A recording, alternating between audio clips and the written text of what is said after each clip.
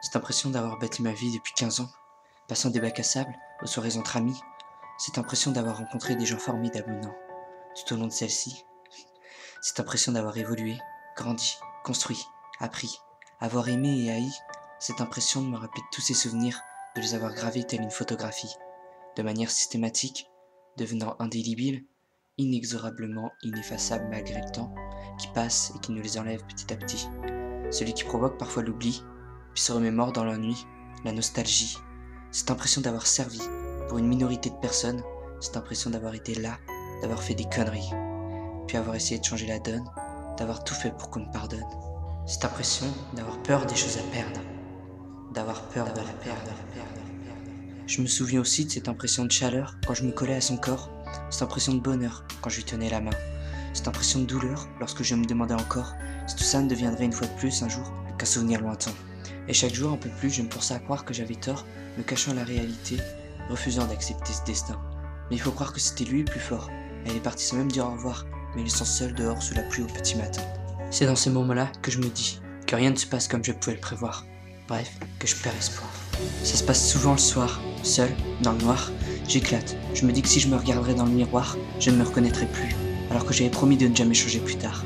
Alors en soirée, je me mets à boire, oublier, renfermer, parler à tue-tête de mon passé, ne pas cacher mon amertume de ne pas avoir su y rester. Dans cet état-là, je ne sais pas me censurer. Mais putain, qu'est-ce que ça fait du bien de se lâcher, tout déballer, sans avoir peur des conséquences que ça pourrait apporter. À ça s'ajoutent toujours les problèmes quotidiens, ceux que je ne saurais jamais régler, dont je me suis habitué, accoutumé. Et comme par volonté de les narguer, de les snober tous ces problèmes, je m'évade, essaye d'oublier un soir par semaine. Ce n'est que mon petit réconfort après avoir traversé l'océan de peine, ce n'est que mon modeste radeau qui me permet de ne pas sombrer, de ne pas tomber dans la haine. La haine de la vie, la haine grandissante, puis dans la peur de l'envie, une peur belle et bien vivante. Sans oublier l'impression de s'assombrir avec le temps. C'est con mais c'est comme ça, c'est ainsi fait et rien n'y changera. Le temps emporte les joies et les cris d'enfants, laissant place aux douleurs et aux remords d'antan. Plus ça va, et plus je veux retourner dans le passé. Je rêve de l'époque où je m'éclatais avec mes Legos, où mon passe-temps c'était de regarder des dessins animés, où je m'amusais avec ma console de jeu, où je faisais chier mon frère et ma soeur pour qu'on puisse se taper, où je me foutais de tout, où rien ne pouvait me vexer.